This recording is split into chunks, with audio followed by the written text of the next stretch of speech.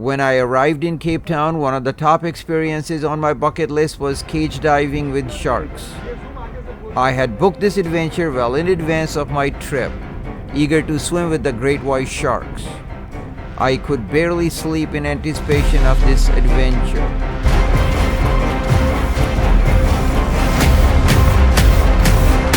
On the day of the tour, I woke up early and waited for a van to pick me up from my hotel for a drive to Gansbaai. This charming fishing town is located 2 hours away from Cape Town. By the time we reached Gansbaai, the sun was beginning to rise, illuminating the sky. We parked in front of a warehouse-like building, which served as a headquarters for the shark cage diving company. Inside, the atmosphere was chilly, since it was July, right in the middle of winter. Despite the absence of heat, there was a cozy restaurant and a large fireplace. Once all the participants had arrived, we received a briefing about safety measures and information about great white sharks. After the instructions, we were given our safety gear and we walked down to the bay with our instructor. Along the way, we passed other boats from different companies, each with their own empty cages ready for diving. After a short wait, we boarded our boat, which took us to the spot known as Shark Alley.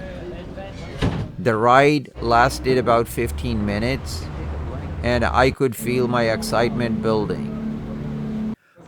Upon reaching the Shark Alley, the crew began to prepare the bait, a concoction of anchovies, oily fish guts, and a mix of special oils designed to attract the sharks. As the crew worked, we put on our wetsuits, eager to get into the cold water. I am in the wetsuit. After other people will come out, I'll try to go back in. Sharks appeared almost immediately, nibbling on the bait, while we anxiously waited for a glimpse of larger great white shark. There were other boats we could see trying to do the same. A larger passenger boat stopped by to see if they were lucky and see a great white shark.